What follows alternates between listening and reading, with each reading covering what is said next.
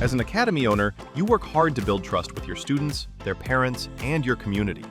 But trust isn't something you claim, it's something you prove and earn. That's where Academy Safe comes in. We help academies like yours stand out with verified safety standards. Background checks for all staff, U.S. Center for Safe Sport certification, concussion training, defibrillators on site, CPR, first aid and AED certification, security cameras, rank and lineage checks, and verification of business insurance. Join the trusted martial arts registry that's redefining safety throughout North America. Lead by example. Show parents you're accredited with Academy Safe.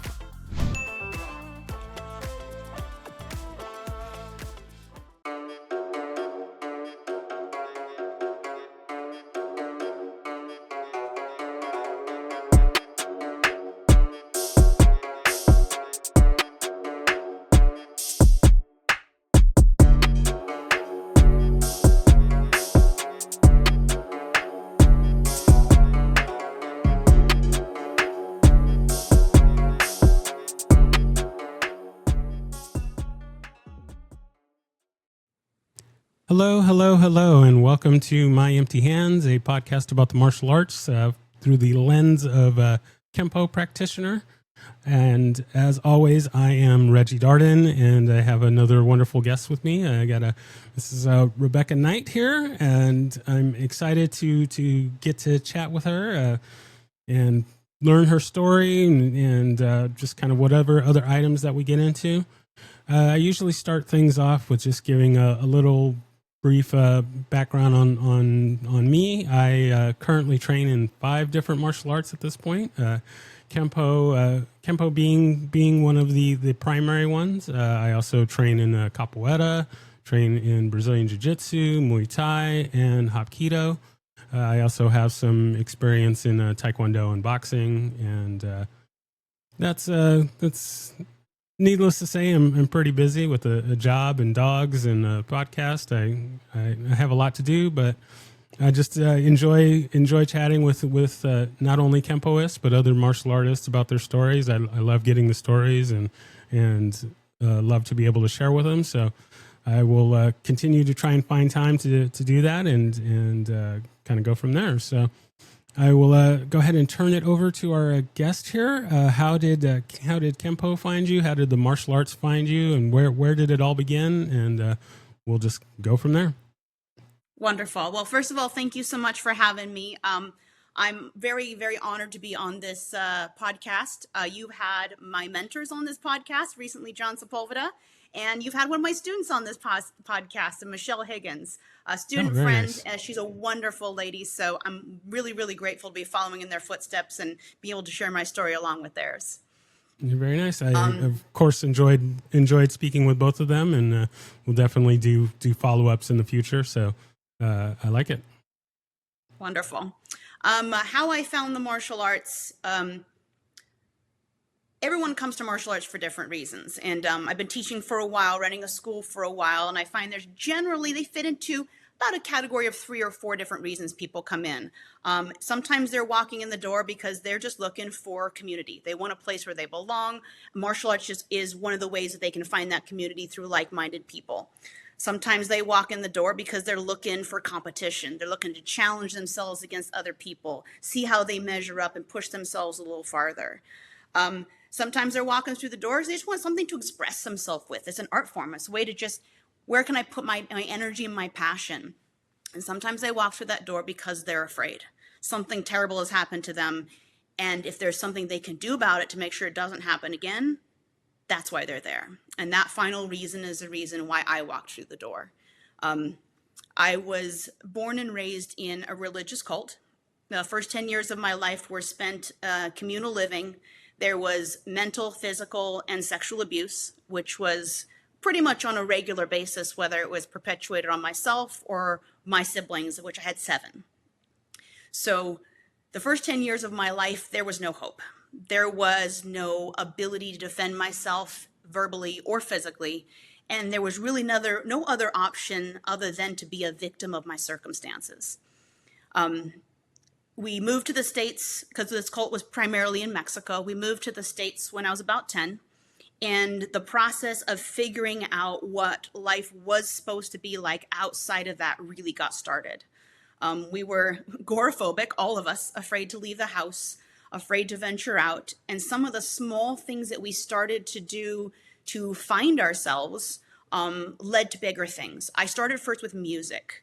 I didn't feel as a child. I was not allowed to feel. I felt what others around me told me to feel. And so sourcing my feelings was difficult, if not impossible. I'll be honest, to this day, it's still something I work on, but I have tools in hand now. And music was the first thing I went to, and it started to unlock some of those doors and allow me to feel. So it gave me an avenue to find what I was feeling, but not a full way to express it. I did that for a couple years, and my older sister started in the martial arts first. And she was changing. She was becoming more confident. I could see there were things about her that she was gaining that I wanted to have. And after a year of her going to classes and me occasionally stopping in and watching and really being terrified about the idea of doing anything physical, being terrified of everything, including martial arts, it took me that entire year of watching her do what she did to go, I need to get myself out there and get out on the mats. And class number 1 did it. I had my bio recently read. I did a symposium with Barbara Wyda about a month ago. It was a domestic violence awareness symposium. And she read my bio, and it says, in my first lesson, I felt something I hadn't felt before, a small sense of confidence, that little bit of self-worth. And I go, ooh, I want more of this.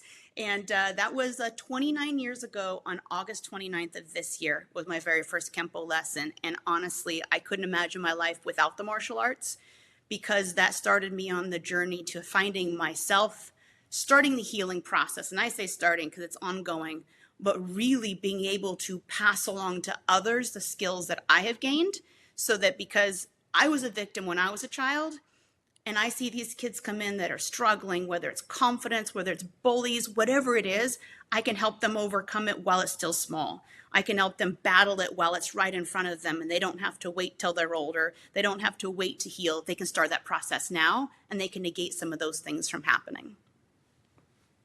Oh, I love the love at first sight, first kick, Oh, yes. first punch.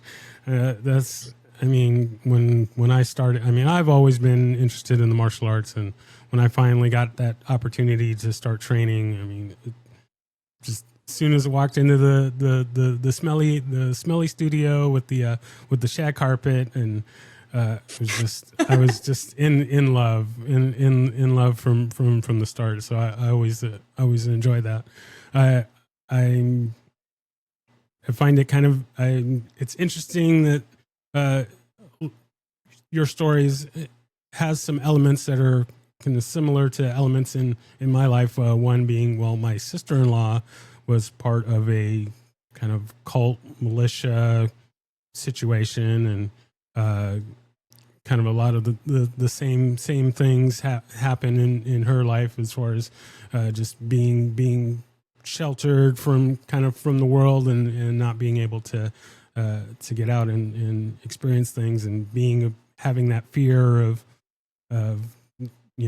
other things, other people. So there's a little similarity to that, and it's just like, oh, like it's kind of crazy to think that there's these groups and things out there that really can affect you and just really kind of change that trajectory of your life. The other thing that I always find funny is that there is a lot of my guests, it's someone else that was doing the art, and then the guest is like, oh, well, I went to one class, or I just kind of, tagged along or something. And then usually the person that brought them stops training, and then the guest continues on, and then not only continues on, but then that becomes like a huge part of their life. So I always find that interesting, coming from the side that I've always just been like, oh, I can't wait to do this. I got to do this. I got to do this. And a lot of times it's like, oh, I wasn't even interested in it. And then it just becomes that passion. So I'm curious. So what was the catalyst for your sister joining? I have to assume it was the same thing. She grew up in the same environment that I did. She was older, so some of her experiences might have been different than mine, maybe in some ways more challenging than mine, because I was younger when we came out. But I believe she was looking for the exact same things that I was looking for. She was looking for community. She was looking for confidence. And it wasn't just any karate school that would have done it for me. I found the right place at the right time. The instructor that was there, his name is Jace Waite.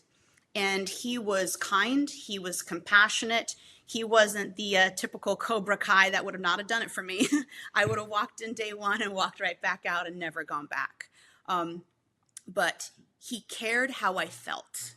And he cared to empower me, not just to control the environment of the karate school and make me do what everyone else was doing. And it was his compassion that allowed me to be the student I needed to be in the moment, which was very timid, very shy. I would not yell. I would not ki. And as you all know, that's part of the martial arts. We make sound effects. There's reasons for it. It tightens the body, prepares for impact, gets your voice out there, lets the opponent know you mean business, lets people know you're in a fight, that, maybe you need help. I know all those reasons, but in the moment, I couldn't overcome any of those because I was afraid. And I was afraid by making myself be focused on in any way, shape, or form, I would make myself the victim. So it was like I had this reverse psychology I was kind of dealing with along the way. And he would always ask me, the next belt promotion, are you going to ki? And I would go, okay, I'm going to try. And then I wouldn't. And he'd go, well, what's your favorite color? Finally, by purple belt, we had it out. I needed to start doing this already. But he never gave up on me. And he never got frustrated with me. And he always listened. And I'll be honest, I emulate him with my students all the time. Because I have people that come in with a lot of those same struggles, and I get to go, hey, somebody took care of me, and I'm going to pass that along and make sure I have that perspective and take care of them and realize why they're struggling, not just address that struggle and go, why can't they rise to the occasion? There's a lot of things behind the scenes, especially when you're dealing with victims or people that have survived bad situations. There'll be reasons why they won't participate. There'll be reasons why they can't do certain things. And it's not just that they're being defiant, it's because they're struggling. And he was able to see that it was struggle, not defiance, and help me past it. And that was an amazing tool that I pass along, but it was also, I don't think anyone else in that moment could have given me what I needed and given me the opportunity that Jace Waite did. Very nice. Yeah, the instructor, the school, it makes all the difference. And there's so many, there's a lot of schools out there that, even though it's not exactly the most lucrative business to get into, there's a lot of schools out there that are just there for the student tuition, and they kind of are interested in the martial arts, but it's not really their passion, or they just want to get as many black belts as they can, and not really interested in really connecting with the students and not just teaching them the stuff off the book, but also giving them those other life skills and giving them the confidence and the motivation and all of those Mr. Miyagi type principles that I feel we're getting kind of away from with a lot of this MMA, and not knocking MMA or anything like that, but it's less about the mental and the emotional and the spiritual, and just more about, oh well, how many elbows can I put into this orbital socket today?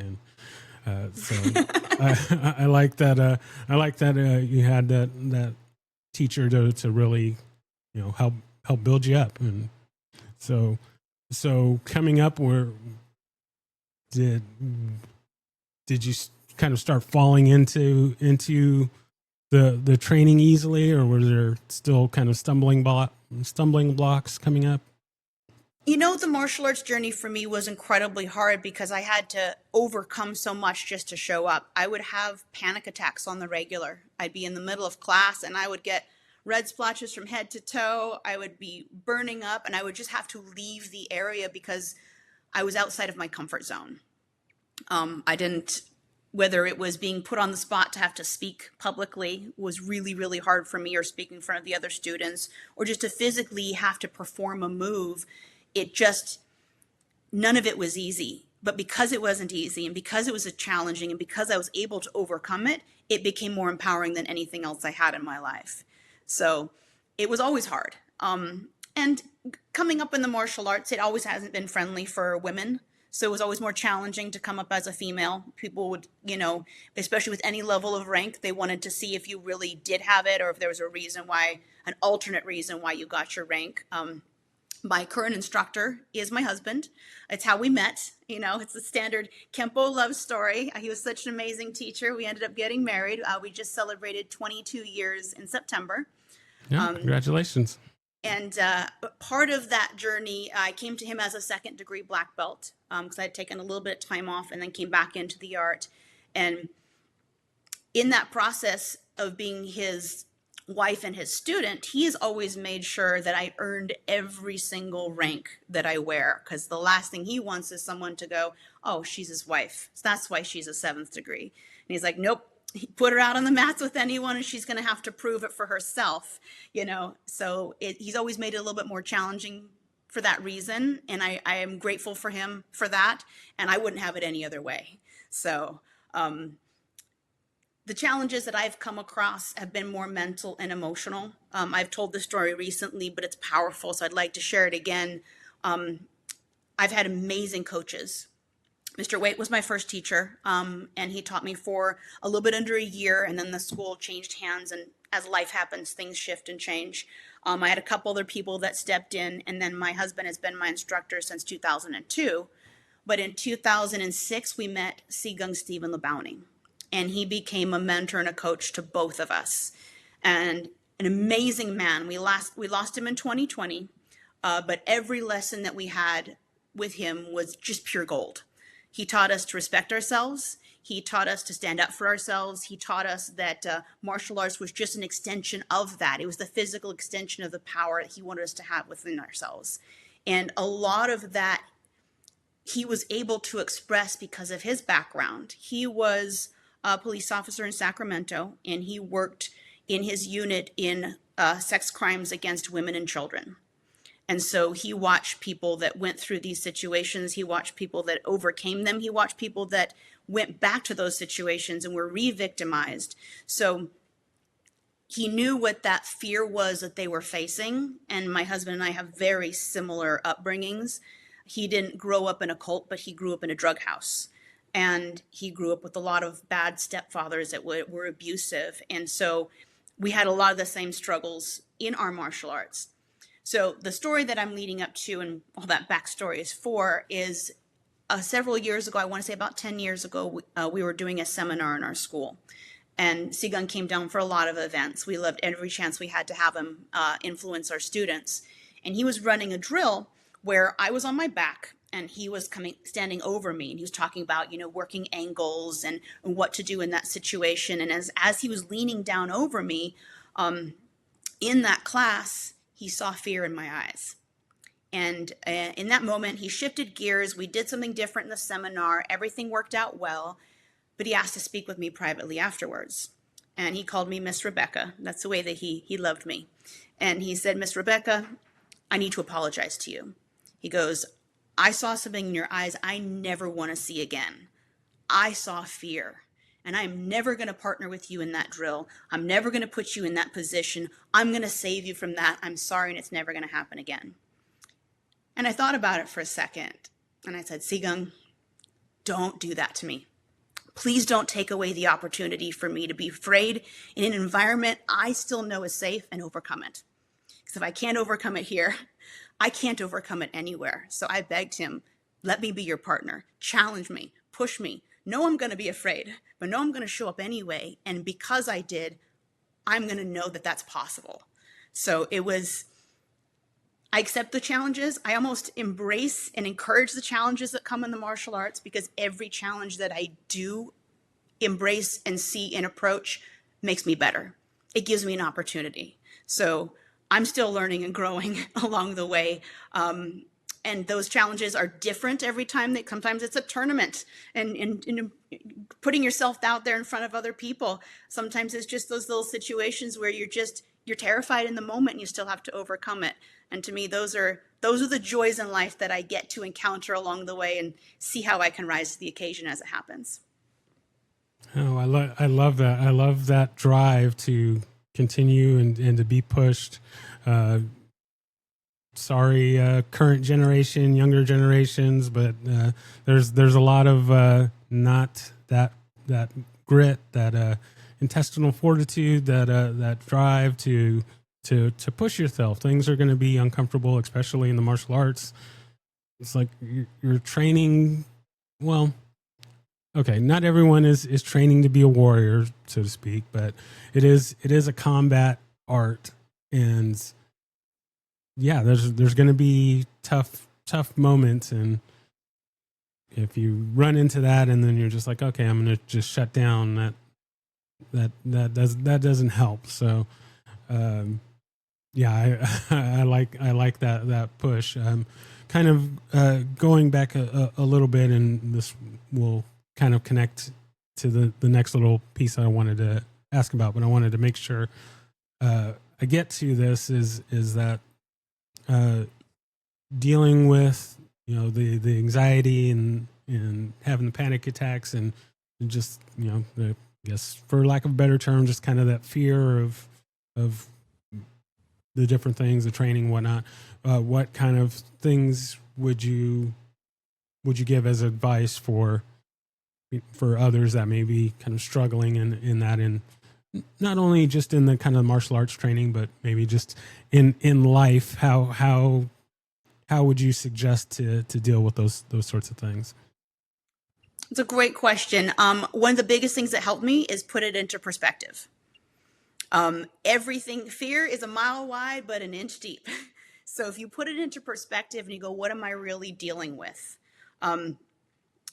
And Sigung would tell us all the time, he goes, when I would lament about something, or something was frustrating me or stressing me out, he goes, does it affect the way you breathe? And if it does, then it matters, and let's do something about it. If not, take a deep breath and move on. And so in the moment when I'm dealing with that stress and that panic, and I'm like, does this really as big of a deal as I'm making it out to be? And if it's not, take a chill pill, calm down, move through it. And if it is, drive through it, push. And use, Sigung would always say this in the end of his seminars, and it's being echoed everywhere, and I love it. And it's the mentality of not me, not today. If something bad's going to happen, nope, not me, not today. I'm going to overcome this. You think you're going to take me out? Not me, not today.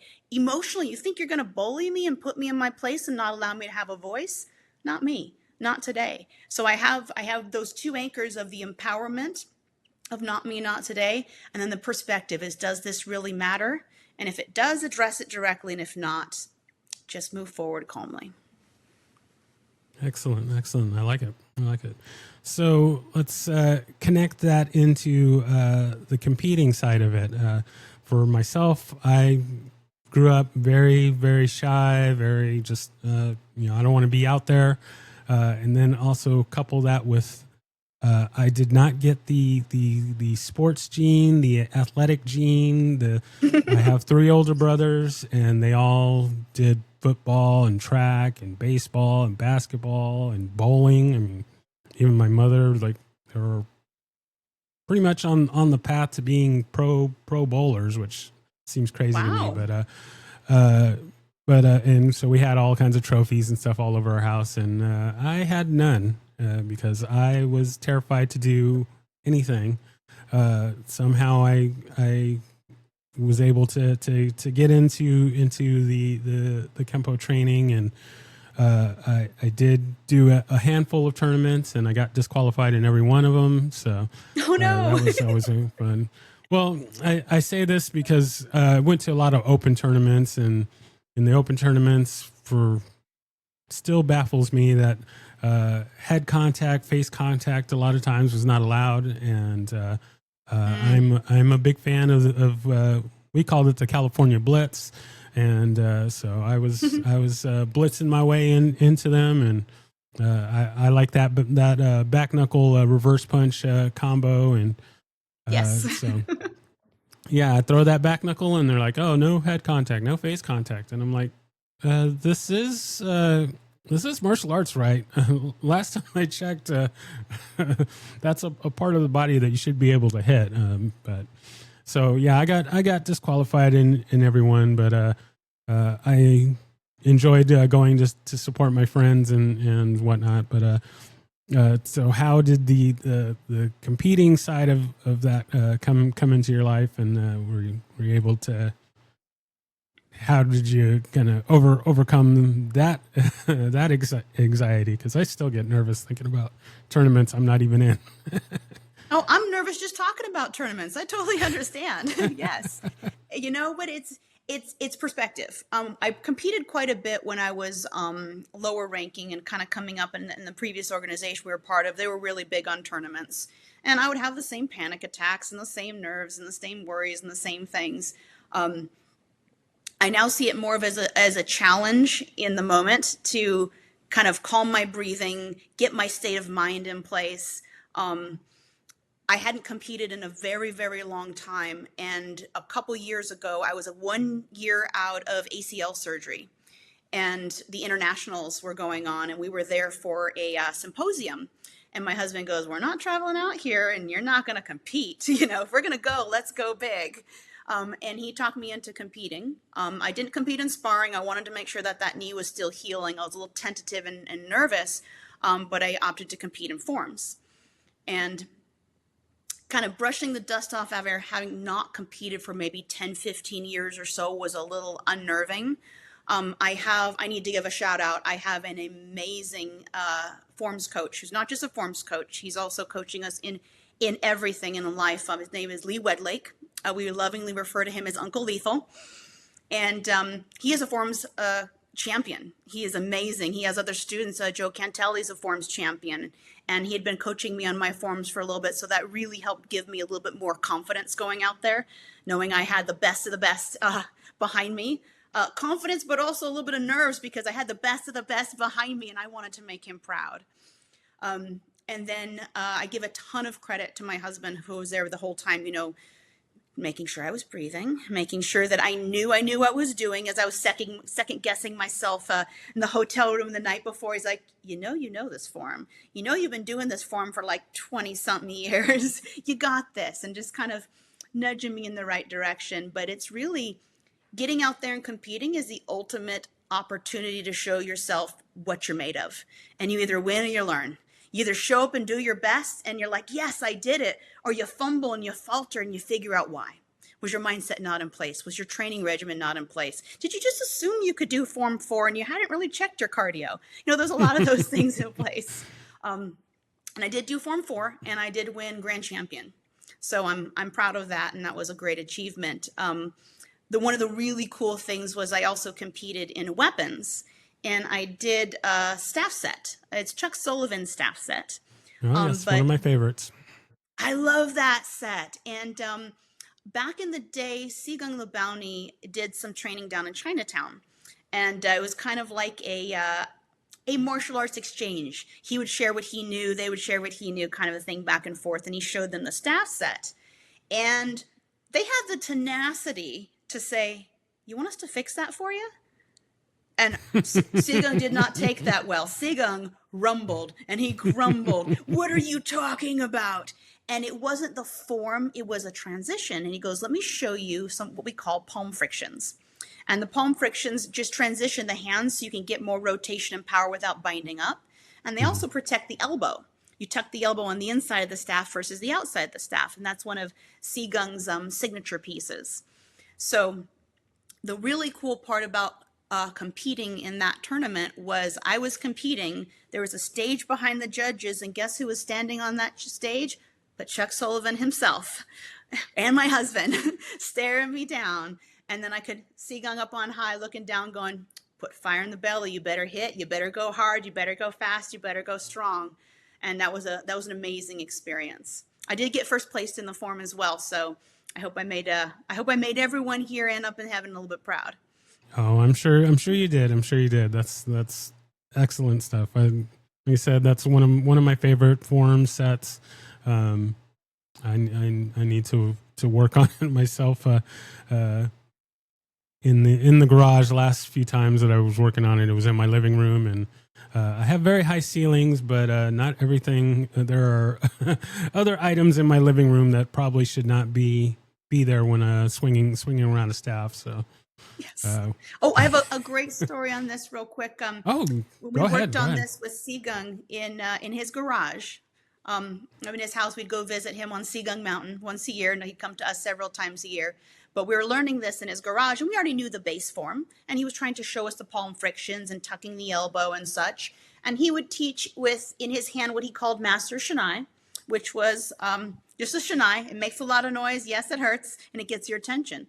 And every time my elbow would pop outside the staff, doing it the old way versus the new way, he would hit my husband with the Shinai and say, tell your student to tuck her elbow. Well, it didn't take long for me to realize all I needed to do to get my husband hit was pop that elbow out. And man, did I take advantage of it. Yeah, that'll do it. Later. In the moment, it was worth it. Hey, sometimes you got to go for it. You got to take it while you have the opportunity. So. I took the chance. I like it. All right, so we're going to move over to the teaching side of things. When did you get involved in teaching? Was that something that you were always interested in, or did you, like many guests, just fall into it or have it thrust upon you? Well, a little bit thrust upon me, a little bit fall into it. I was given the opportunity when I was an orange belt to start teaching and assisting. And I didn't feel like it was the thing for me when I first got started. I was super tentative, super nervous, so unsure of myself. I'm like, I'm not adding value to these people's lessons. I felt like I was taking away from it. And it took me some time to kind of realize that martial arts is my passion, but teaching is really where it's at for me, because I get to see those aha moments in my students. So I've been a martial artist for 29 years. I've been teaching for 28 years. And I think that has been one of the most rewarding parts of my journey, because everything that I have been able to figure out for myself, I now get the opportunity to figure out how to pass that along to my students, and they all learn differently. They're all here for different reasons. They all pick up at different paces. My youngest student is 4. We teach a 4 to 6-year-old program. My oldest student is 78. And so nice. I get to kind of span the gambit between skill sets, awareness, attention span, depth of what they can throw themselves into and such. And so it's been rewarding and it's been challenging. And I think my childhood and my past experiences have given me some tools to reach the students that are struggling, but it also really helps me to continue to empower the students that aren't here because of those same emotional struggles, but they still need to know that somebody cares about them, that somebody believes in them, and that they can be built up again beyond where they're currently at. So teaching, and to teach is to learn. Students will ask you questions you don't know the answer to, and I'll be really honest. If I have a really intelligent student, and we are so lucky, we have the highest caliber of students in our school. We have doctors, we have college professors, we have helicopter pilots, we have majors in the Army and in the Air Force. We have intelligent people that ask really intelligent questions. And when they ask me something I don't know, I tell them honestly, I don't know, but guess what? We're both about to find out. And I know who to go ask. So the learning process continues. But just, having the opportunity to teach martial arts for a living is probably one of the most rewarding things that I could have ever done.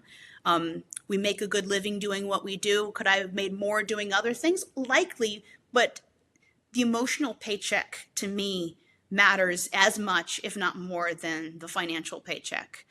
We give scholarships to students that need it because I was given a scholarship, and if I couldn't have, I would not have been able to continue. So it's a service to others, but in every opportunity that I have to teach and give to somebody or empower somebody else, I'll be honest, it fixes a little piece of me that's broken. So when I see a kid that gets it, or a kid that's empowered, or a kid that's no longer struggling, the little Rebecca inside me that didn't have that hope and didn't have that self-confidence, she gets fixed a little bit too. So it's a service-based art, but it's really self-serving. So I'm kind of selfish doing what I do because I sure am passionate about it, but I get so much out of it. It makes me want to show up every single day and do it again.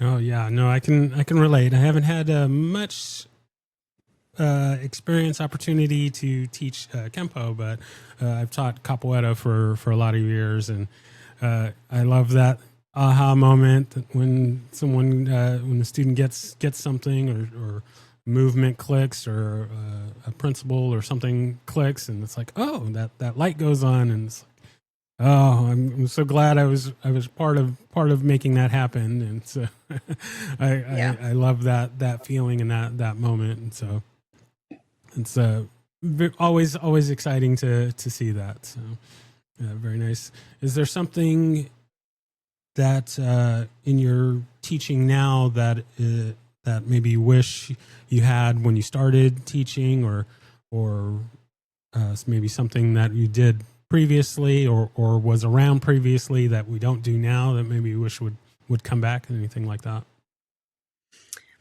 That's a really good question. And this is something that I've had to kind of come to terms with over the years. I've come through multiple styles of Kempo.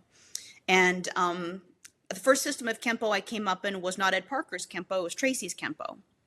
And I did that for a while until we came over to the Parker system. And for many, many, many years, I couldn't see the value in that. I saw that as a detriment because I had to unlearn a lot of what I had done previously to understand the way things that are done now.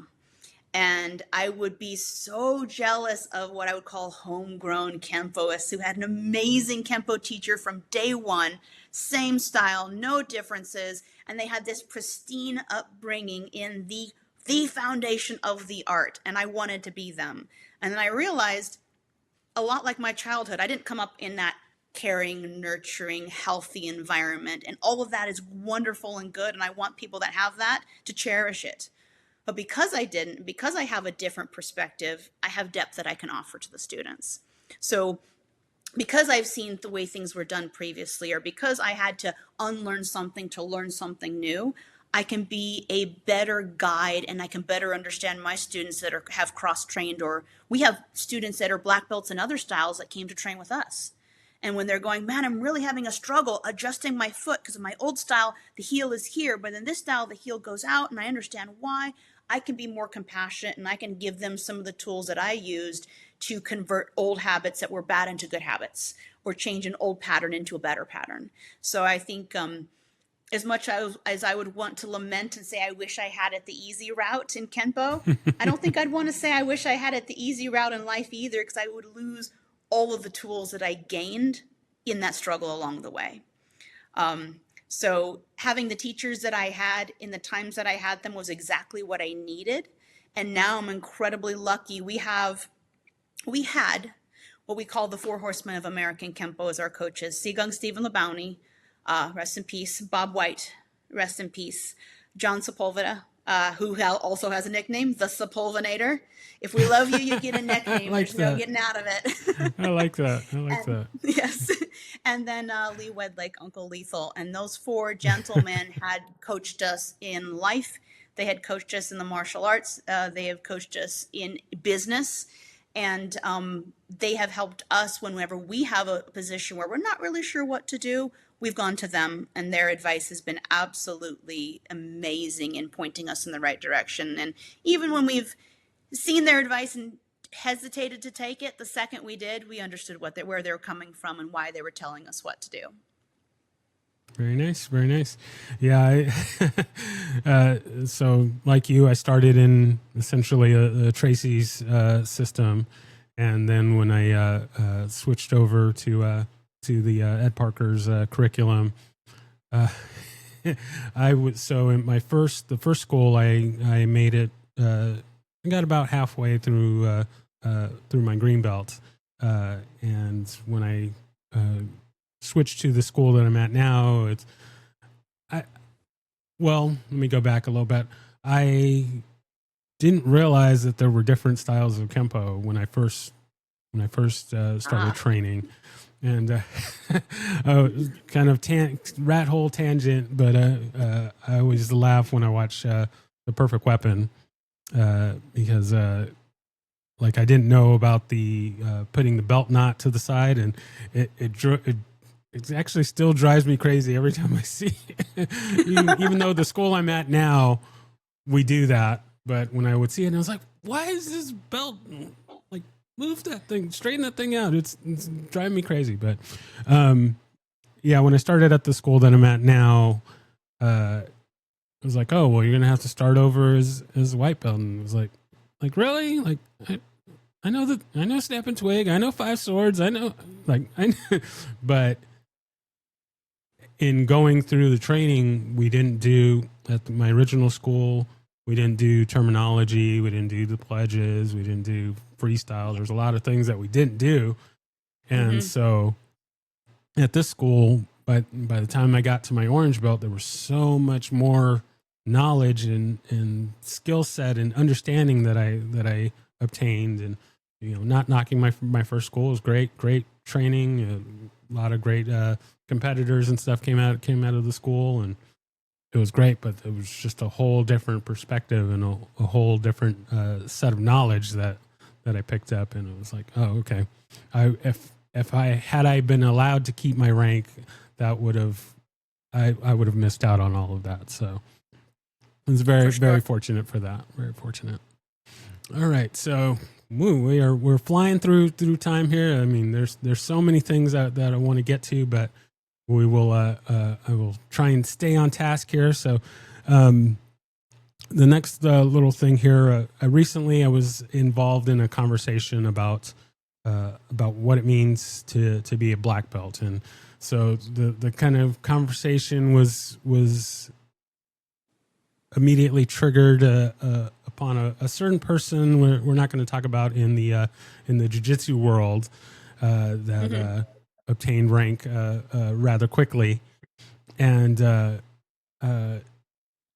because there's no standard for what it is to be what it takes to earn a black belt, I decided that I wanted to start asking my guests in your mind, in your thoughts, experience, what do you think makes a black belt? What does it take to earn a black belt? What does it mean to be a black belt in your mind, your way of thinking?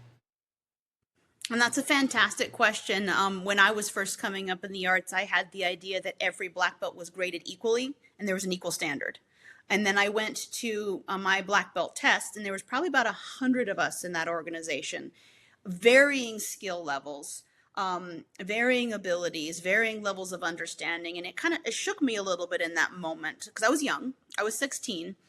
And I did go through the art pretty quickly at my age. In the school that I was in, there wasn't really a set lesson plan. You show up and you learn. And I showed up 5 days a week and was super eager. And because of that, I did progress faster than a lot of people did in that time frame. And it made me feel like maybe I hadn't earned my black belt because I saw other people that were struggling and that the standards weren't really set. And so I had a false sense of what that was.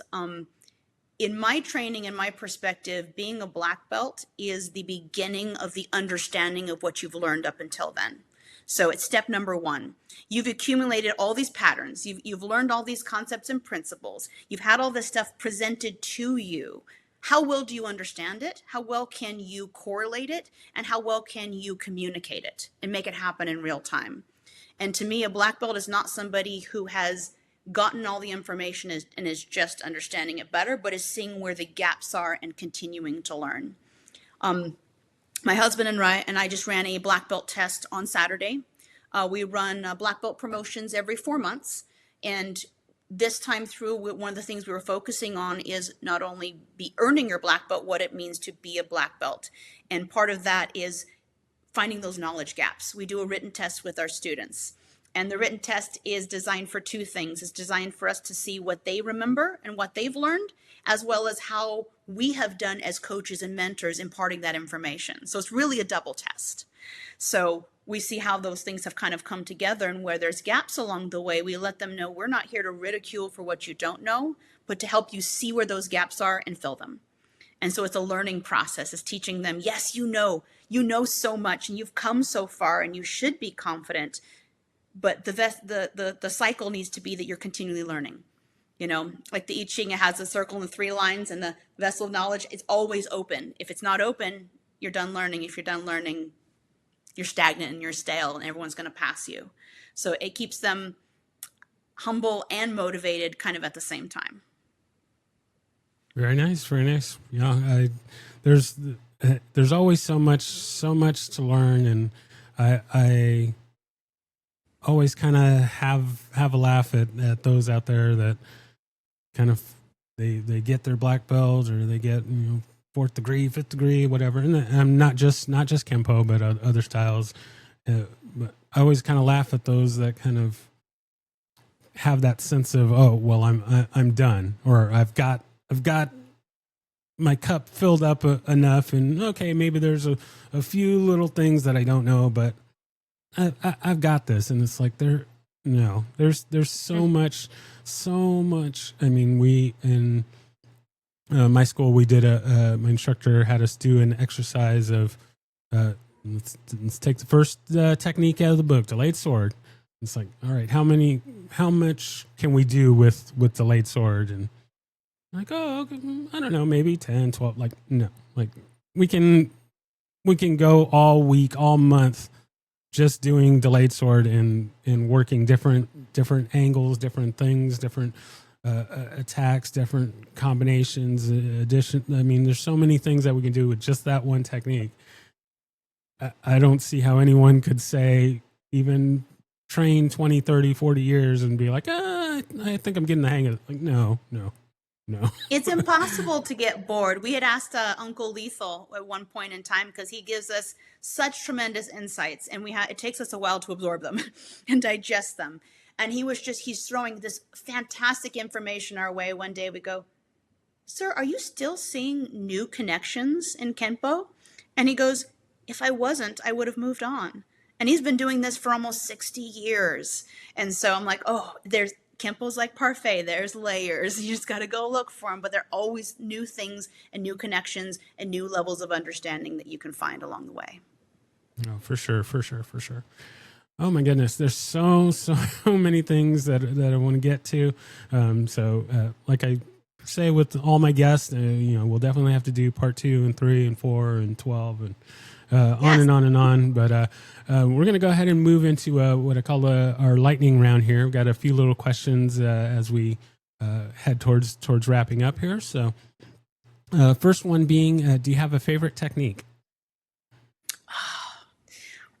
I'll be honest, anything that hits him in the groin. Anything. I'm petite. I got to bring them down to my size. I tell students all the time, my 3 favorite targets are eyes, throat, and groin. If they can't see me, they can't fight me. If they can't breathe, I have the upper hand. If I kick them in the groin and I'm taller than them, I stand a chance. So anything with the groin strike, bring it on. But aside from that, I find my favorite techniques tend to be contact manipulation. I like it when they have their hands on me with grabs, because it gives me the opportunity to use leverage instead of power, which I don't have a lot of mass. I don't have a lot of strength. Leverage is my friend. And for a moment in time, I know where their hands are and I can keep it that way. So contact manipulation techniques, 100%. Oh, very nice. Very nice. Yeah, I'm right there with you doing. So my first teacher, one of his mentors was Professor Wally J, inventor of Small Circle Jiu-Jitsu. So we did some really fun stuff with that. And then now doing Brazilian Jiu-Jitsu and doing Hapkido. I mean, wrist locker all day, baby. So I love. You're speaking wrist my locks language. And then another thing that just came to mind. I'm kind of surprised I haven't brought this up in a while. So when I first started doing this show, just kind of organically, the first few guests, I always ended up bringing. Kind of dating myself here, but the Panther production videos, and there was Oh, yes. a series with David German, and he was doing the Kempo Jiu-Jitsu connection, and he was applying arm locks and wrist locks and things to Kempo techniques. And with a number of my first guests, it always seemed to come up like, oh yeah, there was this David German videos, and I succinctly remember him doing one with Flashing Wings, and adding in some nice little arm bars and whatnot to the end of Flashing Wings. Was like, oh, like this is great. Like Kempo is such a great base for all of these different techniques. And now when I'm training, and we're so I was recently at a seminar, and we were working some techniques. And actually, now that I'm thinking about it, my old age, I'm thinking about it. Was at a seminar with Mr. Sepulveda, and he was talking about kind of like let's play with the techniques, and let's do some of these kind of. Kempo is known for beating the crap out of each other, but sometimes we don't need to beat them to a bloody pulp. Sometimes we just need to get their attention, and then we can control them. And so, playing around with techniques and adding in arm bars and wrist locks and things to the techniques, and it's like, oh, this is heaven to me. So It's a beautiful I love that. transition. And you know what? I'm glad you brought that up, because that is something else that my husband and I are pretty passionate about. Last year, we were certified in what we call locksmith program. It is a PKS program, but it does exactly what you're talking about. It takes Kenpo and shows you the gateway from the Kenpo into joint manipulation. Anywhere from wrists, fingers, elbows, shoulders, and it shows you what you can do on the arm, you can then do on the leg. So with the opponent standing, with the opponent on the ground. And it is a phenomenal program put together by Phil Buck. And it takes 16 Kenpo techniques and says, psst, look what you can do. Here's how you can go from, as Mr. Wedley goes, from kicky punchy to bendy twisty and back again.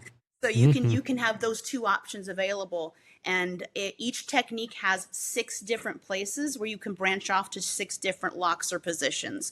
And we actually have a group of 5 of our students that are coming up for certification. Oh my goodness, in 2 weeks. We've been working really hard with them. So you're absolutely right. There is a fantastic gateway between the traditional stand-up Kenpo that we know and those joint manipulations. And for someone of my size, oh, it's my language. I'm not big. I'm not strong. Bring me the leverage. I've got this. And because of that locksmith program, it works so well for me. Excellent. All right. So we're going to move to our next question. What do you have a favorite form and or set? I have to say Form 4. All the way, Form 4. It's been one of my favorites from the get-go. Although when I'm emotional and I really just need to Hulk smash, it's the short 3. And if I'm really angry, it's the short 3 twice, because it's contact manipulation. You touch me, I hurt you. You touch me, I hurt you. And I don't think there's anything much more empowering than the idea of that they put their hands on you and you've got an answer for them and they're done. And again, you'll see a lot of contact manipulations. It's all grab, chokes, holds, and locks. Very nice. I like it. All right. Next question. Do you have a favorite weapon? And even though this is an audio podcast, I will go ahead and comment that on the video here that I'm looking at, I see an assortment, a wall of assortment killing and stabbing and poking devices behind you there. So this may be difficult to limit it to just one, but... Very difficult. Personal carry would be a fox knife. Kempo weapon, I really love the bow staff and the nunchaku. Those are both my favorite.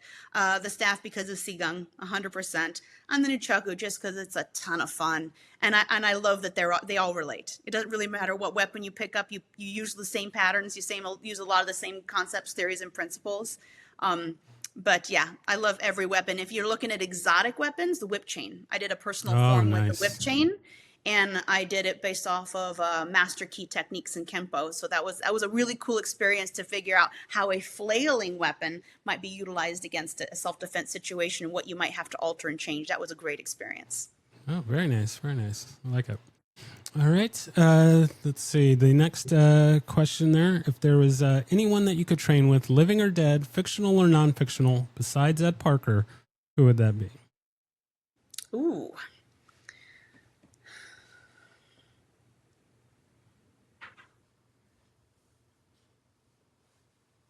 It's a long pause because I'm emotional. No.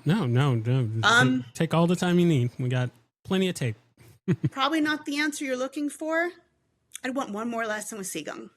One more class. No. Just one. No, I hear you. Unfortunately, I had not had a chance to meet him or train with him or anything like that. But I mean, he's definitely one of the people in the Kempo world that name just lights people up, and he's definitely someone very, very special. So Yes. no, I'm right there with you. Yep, they're all chopped liver compared to him. There, I said it. Very nice, very nice. All right, our final question here is: what is something that always motivates you to train? So I use the example of the movie Rocky IV, when he's chopping the wood, running in the snow, lifting the boulders, and that music's going. I see that scene, and all right. I'm hitting the mats. I'm hitting the bags. I'm fired up. I'm ready to go.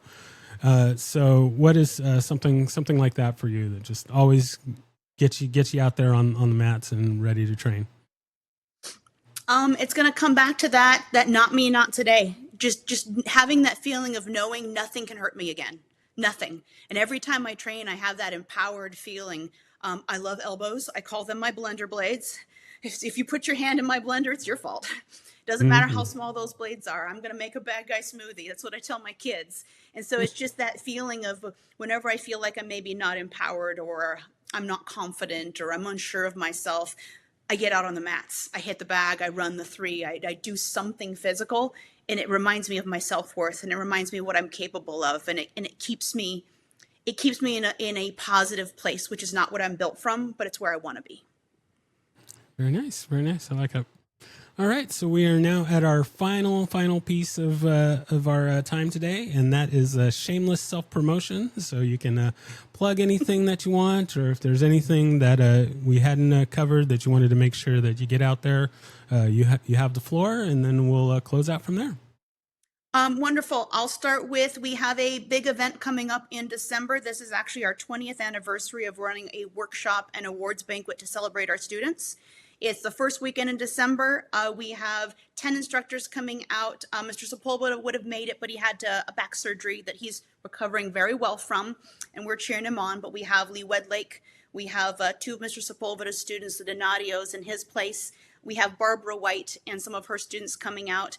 And then we have Phil Buck, the locksmith, coming in from England. So it's an event we do every year. It's Christmas early. We're really excited. I also want to give a shout out to our school that just celebrated its 24th year in September in this location, in this plaza. We bought the building 9 years ago, so we shifted locations, but it was a huge upgrade. And then always want to give a shout out to my husband. I know this podcast is not about him, but I wouldn't be the martial artist that I am if it weren't for him. In 2019, we were both incredibly fortunate that Bob White inducted him into the Masters Hall of Fame and had me included in the Journey Book 3. So if I mention one, I'm going to mention the other because those two go hand in hand, and we're grateful for that opportunity. Very nice, very nice. Yeah, when we do our part 25, we definitely need to talk about the Journey books. Amy Long was one of my previous guests, actually one of my early guests, one of the first 5 or 10 guests. So yeah, we definitely have to talk about that next time. But yeah, I thank you so much for taking the time and sharing your story. And I mean, we could definitely talk Kempo 5 days straight and still have lots to go on. But for sure.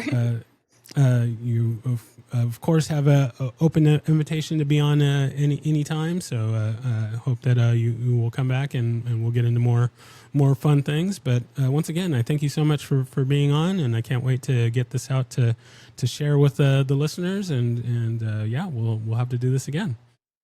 Well, thank you for having me, and thank you for the service that you're doing, getting this information out and sharing the martial arts passion with other people. I really appreciate that.